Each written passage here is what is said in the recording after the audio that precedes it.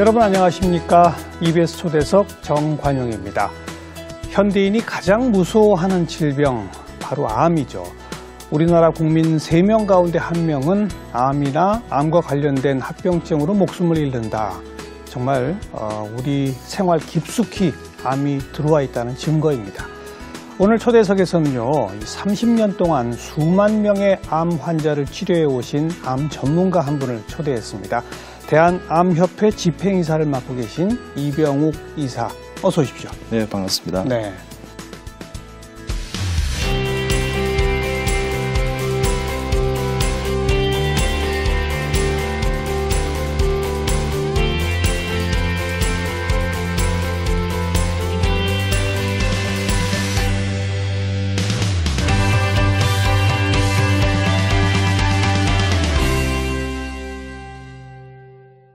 수만 명? 몇만 명을 보셨습니까?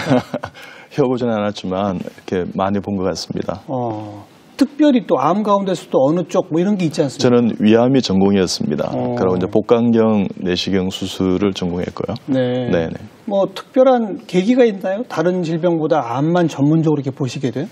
저희 숙부님께서 대학 교수셨는데 네. 그분이 이제 40대 중반에 대장암으로 돌아가셨습니다. 40대 중반에? 그럼요. 아주 일찍. 예. 그래서 참 안타깝기도 하고 그분이 고생하는 여러 모습을 보면서 제가 암을 고치는 이 의사가 되어서 이런 분들을 도와드려야 되겠다 그런 생각을 했었고 또 그분께서 또 이렇게 유언으로 제가 하신 말씀도 있고 유언을 뭐라고 남기셨어요? 병우가 나 같은 암 환자를 정말 잘 고치고 위해주는 따뜻한 참 의사가 되면 좋겠다 이런 말씀하셨습니다. 네. 그리고 제가 이제 졸업한 의과대학이 장기로 박사님 설립하신 의과대학인데 대부분의 환자들이 다 암 환자들이었습니다. 그래서 제가 암을 고치는 외과 교수가 되었고 전문의가 되었습니다. 네.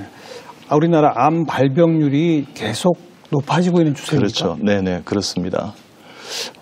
저희 이제 대한민국은 좀 어떤 관점에서 보면 빨리빨리 하는 경쟁 사회인 것 같습니다. 그리고 이제 잘 용서 못하는 어떤 그런 경향도 있고요. 그다음에 야근이라든지 이렇게 계속해서 이렇게 근무를 하다 보니 과로 피곤한 그런 사회인 것 같습니다. 그리고 그렇게 하니까 이제 이 술 담배를 못 하고요. 많이 하시고 그다음에 이제 운동을 못 하고요. 네. 그리고 이제 대기가 이제 요즘 미세먼지처럼 이렇게 많이 오염돼 있고요. 그리고 이제 좀 외도하는 어떤 그런 경향이 없지 않은 것 같습니다. 그렇게 이제 외도하게 되시면 상대편 배우자가 아시게 되면 암에 걸릴 확률이 더 높아집니다. 가능성이. 과도한 스트레스. 그렇죠. 과도한 스트레스를 받기 때문에. 그래서 좀 건강한 사회로 가져가는 것이 대한민국에서 암을 좀 극복할 수 있는 부분도 많다고 저는 생각합니다. 네. 맨 처음 말씀하신 과도한 경쟁 사회라는 것도 결국은 스트레스랑 연결되는 거고. 그렇습니다. 암과 스트레스의 연관관계라는 건 많이 연구가 돼 있나요? 그렇죠.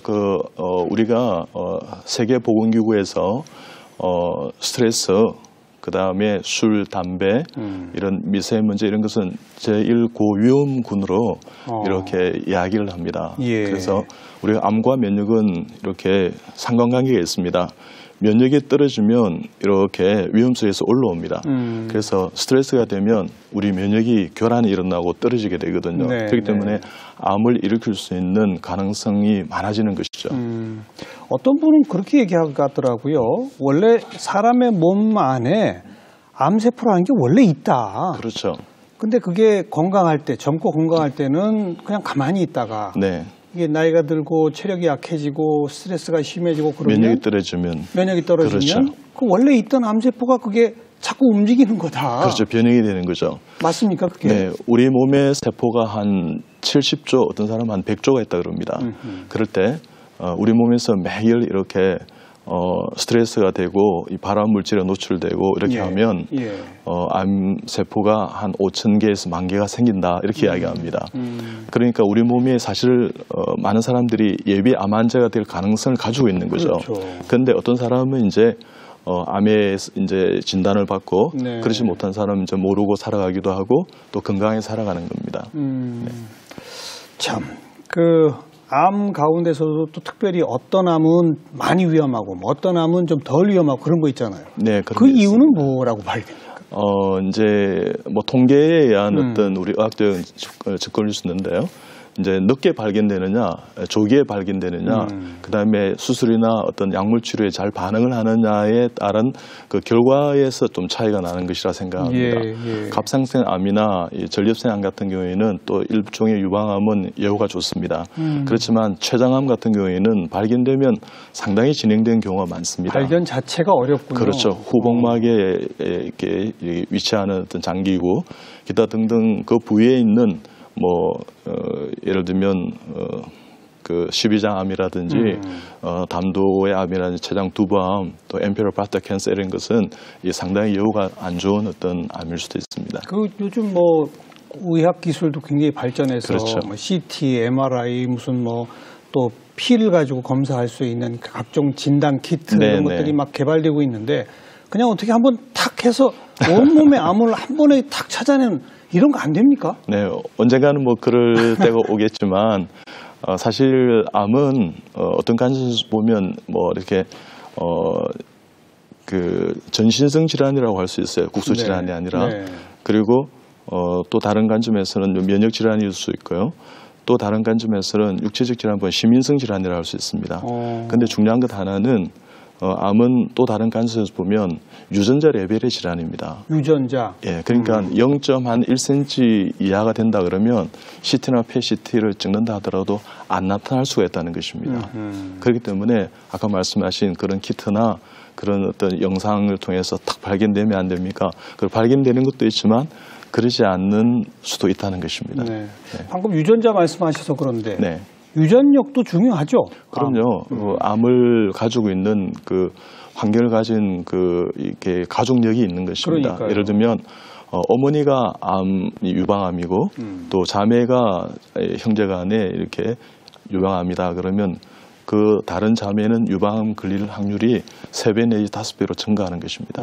가족력이 있는 것이죠. 네. 그러니까 주변 뭐 자기 부모님이나 뭐 좀 더 크게는 뭐 작은 아버지, 큰 아버지 뭐까지 다 포함해서 넓게 보면 가족 얼만큼 암 발병을 했는지 이런 걸 알면 각별히 좀 더 조심해야 되는 그런 상황이로군요. 그렇죠. 자, 그런데 우리 이병욱 의사께서는 30년 동안 암을 치료해 오셨는데 특별히 오늘 초대한 게 15년 동안은 메스를 들고 암을 수술을 하셨다고 들었습니다. 그렇죠. 맞습니다. 그 후 15년은 메스를 놓고 암을 치료한다고 들었습니다. 네네. 그게 뭡니까? 그게 어떤 차이인 거예요? 그러니까 메스가 필요 없는 것이 아니라 메스가 만능이 아니라는 사실을 깨닫게 되는 것이죠. 그러니까 암을 단박에 이렇게 메스를 이렇게 되어서 칼로 제거하고 또 약물 치료하고 수술을 이렇게 받고 또 방사선 치료를 받지만 또 이렇게 이 사람은 상당히 병기가 초기이기 때문에 수년을 살 겁니다 했는데 갑자기 돌아가시기도 하고요. 몇 달 사시다가 이분은 병기가 좀 이렇게 3기나 4기여서 몇 개월밖에 살지 못할 겁니다 하는데도 수년간을 살아요. 이럴 때 이 암의 그 공격적인 어떤 치료도 중요하지만 이 암이 깃들여 있는 생활 삶 습관을 변하지 않으면 이 암이 걸린 그 원인을 제거하지 않으면 다시 재발하고 발병하더라는 것입니다. 그럴 때 메스가 필요 없는 것은 아니지만 메스로만 만능은 아니구나. 그래서 삶을 고치는 암의 가지고 있었던 그 삶을 고치지 않으면 암은 다시 재발할 가능성이 크다는 것입니다. 그럴 때 보안 통합학적으로 면역력을 증가하면서 삶을 고치는 그 암이 걸리게 했던 그 원인을 제거해주는 그 원인을 극복하게 하는 그런 치료를 하게 되었다 이런 뜻입니다. 방금 보완통합의학? 보완통합의학. 무슨 뜻입니까? 보완하고 통합한다는 것입니다. 그러니까 암에 걸렸던 암을 이렇게 했던 것이 공격적인 항암제, 방사선, 수술도 필요하고요. 그게 맞지 않게 이 암이 왜 생긴다는 근원적인 것을 치료하는 것입니다. 네. 그럴 때 그것을 이제 보완하는 것입니다. 예. 예를 들면 이분이 식사에 문제가 있었다 그러면 식이를 극복하는 거죠. 관계에 문제가 있었다 그러면 그 관계를 화목하게 할 수 있도록 만들어주는 겁니다. 네. 그리고 운동이 부족했다 그러면 운동을 하게 하고요. 휴식이 부족했다, 너무 이렇게 야근하고 이렇게 쉬지도 못했다 그러면 휴식하게 하고, 또 이분의 삶이 너무 성격적으로 좀 이렇게 참 암에 걸릴 수 있는 어떤 우울이라든지 이런 어떤 이 환경을 가지고 있다면 그것을 좀 낙천적인 성격으로 변화시켜 드리고요. 그렇게 하는 것입니다. 예. 그러니까 수술, 그다음 항암제, 그리고 방사선 이런 거 어찌 보면 좀 크게 말해서 그냥 외과적 접근이라면 그렇죠. 의학적인 접근이고 기본적인 접근이죠. 네네. 그렇다면 그게 플러스해서 이제 삶을 변화시키는 거죠. 삶을 변화시키는 그렇죠. 네. 암을 걸리게 했던 그 원인을 제거하고 그것을 극복하자는 것입니다. 그러면 진단 과정부터가 다르겠는데요? 그냥 암이 어느 그 장기의 어느 부위에 몇 센치 정도 크기로 자라는지만 보면 되는 게 아니지 않습니까? 그렇죠. 생활 습관도 알아야 되고 그러니까. 그렇죠. 그러니까 제가 이제 환자를 보게 되면 이제 이렇게 이제 환자의 진료 차트나 대학병원에서 봤던 이제 여러 가지 CT나 영상 같은 걸 다 보고 제가 꼭 물어보는 질문이 있습니다. 뭐라고요? 이 암이 왜 온 것 같습니까? 본인 스스로 생각할 그렇죠. 때. 무엇 때문에 온 것 같습니까? 이렇게 여쭤봅니다. 그러면 이제 그에 대한 어떤 사연을 다 이야기합니다. 그래서 저는 암은 사연으로 작동되는 병이다 이렇게 생각합니다. 사연? 네. 네.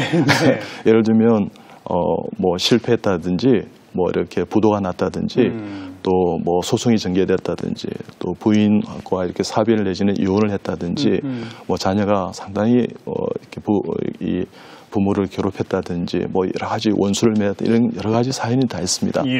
그럴 때 이 원인을 제거하지 않으면 다시금 재발할 수 있는 가능성이 열리게 되는 것입니다. 그것을 극복하는 것입니다. 그럼 거의 정신과적 치료까지도 가야 되겠네요. 그것도 필요한 부분이 있습니다. 그러니까요. 심리치료 상담 이런 것들 있지 않습니까?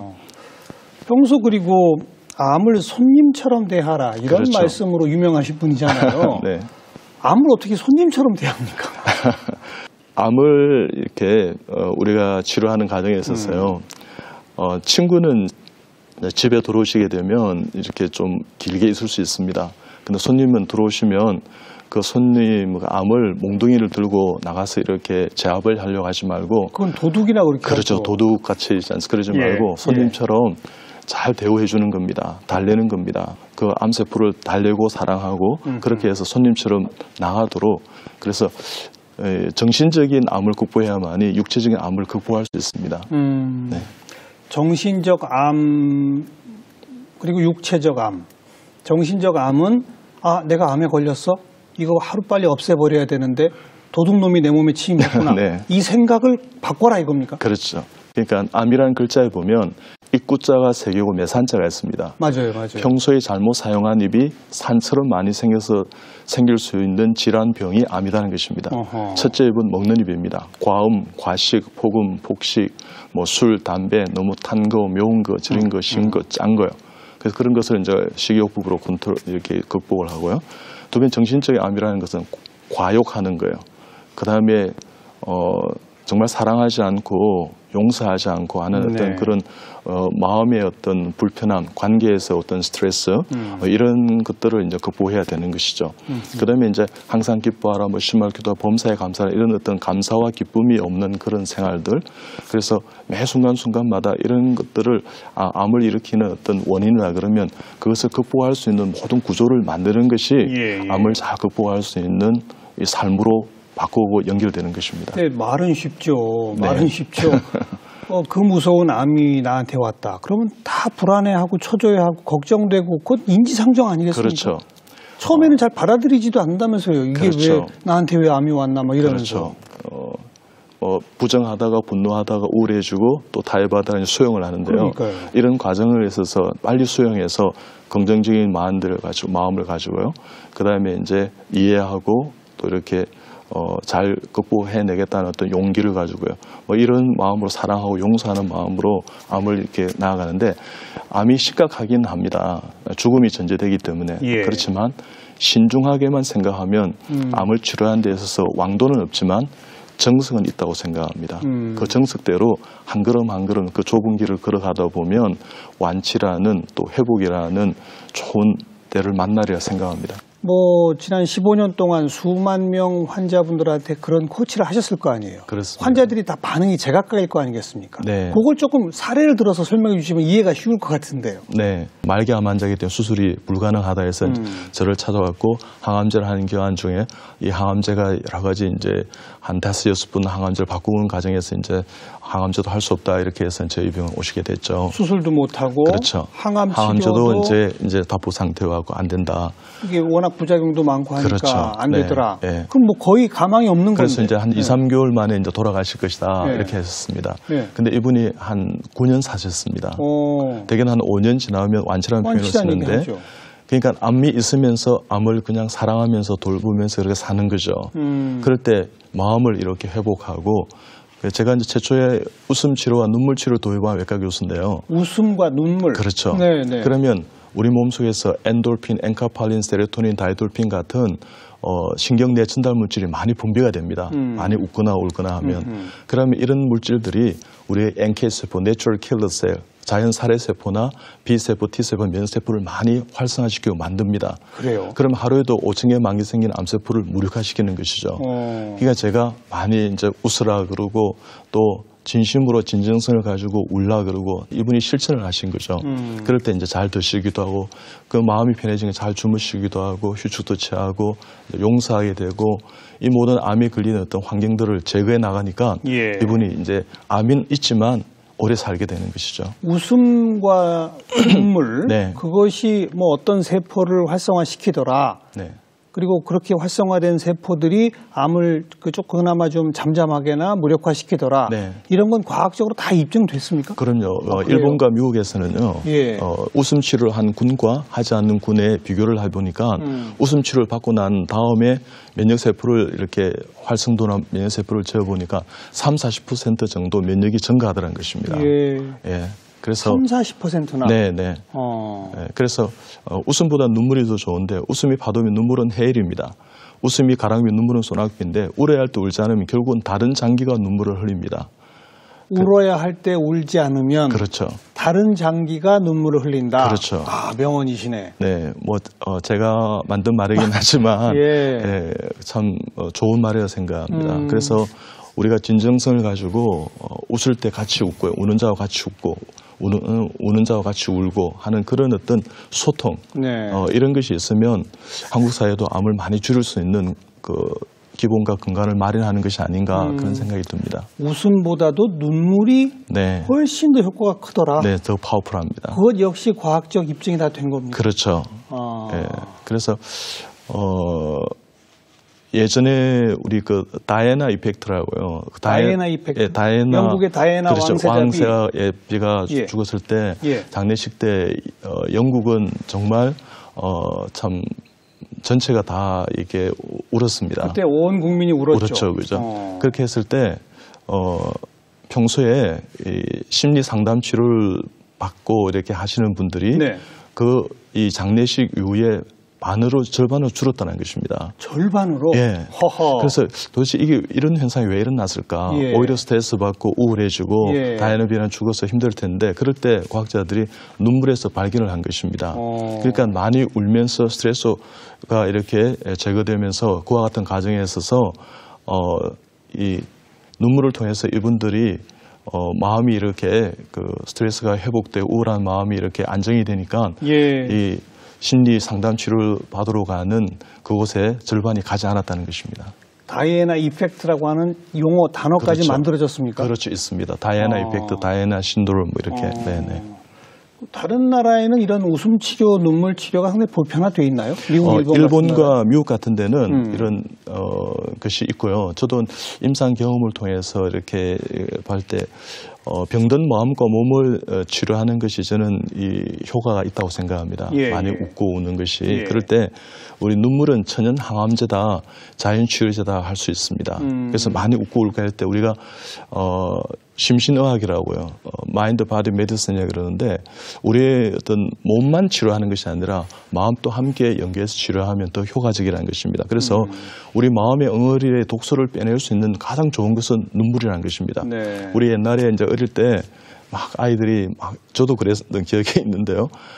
막 이렇게 막 마음이 힘들고 막 엄마 부모가 안 해주시고 뭐 이렇게 하면 막 짜증내시고 이러다가 결국은 막 울게 되잖아요. 그러다가 이제 잠을 잘 자잖아요. 한참 울다 보면 그냥 그렇죠. 지쳐 잠들죠. 지쳐 잘 들죠. 예. 그렇죠. 그러니까 이렇게 마음의 엉어리가 이제 이렇게 회복이 되는 거죠. 그럴 때 이제 우리가 이제 이제 울게 되면 그 눈물을 통해서요. 우리 스트레스 호르몬이 있습니다. 그러니까 우리 미국의 생학자 빌 프레이는 눈물에는 종류가 3가지가 있다. 예. 크게 예를 들면 지속적으로 흘리는 눈물이 있다. 건조하지 않게. 그 다음에 이제 양파나 마늘을 깔 때 네, 매워서 그런 어떤 자극에 의한 눈물. 그 다음에 감정적인 눈물이 있다는 것입니다. 중요한 건 감정적 그렇죠. 눈물이겠죠. 예, 감정적 눈물 여기에 우리가 이제 스트레스를 받게 되면 이 감정이 격해지고 카테콜라민 같은 스트레스 호르몬이 많이 분비가 되는데 그런 것이 눈물을 통해서 배설을 하더라는 것입니다. 그럴 때 카테콜라민이 많이 있으면 우리 몸의 심장이 이렇게 많이 부담이 되고 고혈압 상태가 되고 이렇게 하는데 그것을 통해서 우리가 안정되더라는 것입니다. 네. 즉 그와 같은 어떤 뇌파도 좀 안정이 되고 또 이 혈압이나 이런 것도 좀 안정이 되면서 그래서 일본의 토호대 아리타 히데오는 만에 한번 이렇게 우는 것이 뇌를 한번 리셋하는 효과가 있다. 네, 이런 네. 이야기를 합니다. 그리고 요시노 시니치 일본 리폰대 교수는 류마티즘하고 어떤 눈물하고 관계를 연구했었어요. 암이 아니라 류마티즘. 그렇죠. 그것도 효과가 있다는 것입니다. 네, 그런 것들이 사실은 많이 논문을 통해서 이렇게 발표가 되고 있습니다. 그러면 상대적으로 여성이 남성보다 암 발병률이 낮아야 되는 거 아닙니까? 상대적으로 여성들이 남성보다는 더 눈물을 많이 그거는 이런 것 같습니다. 예. 여성들이 더 많이 자기 속을 드러내고 이야기하고 소통하는 데 비해서 남성들은 많이 울지도 않지만 조금 격리되어 있고 좀 이렇게 그래서 남성이 사실은 많이 울 수 있는 환경을 가지고 있습니다. 우리 몸에 눈물 샘과리가 있는데 그 마이봄샘이라는데 그게 더 커요. 남성께요? 그렇죠. 남성이 더 크고 그다음에 남성 남성 호르몬이 눈물샘가리를 더 건강하게 하고 생리적으로 울 수 있는 그런 이 건강함을 이렇게 도와줄 수 있는 환경이 있는데 불구하고 이 사회 통념상 남성은 울면 안 된다. 이렇게 지금 저지를 받아 나온 거예요. 예. 그러니까 잘 울지 않는 것입니다. 그래서 남성들 많이 우시고 자유하시기 바랍니다. 네. 정말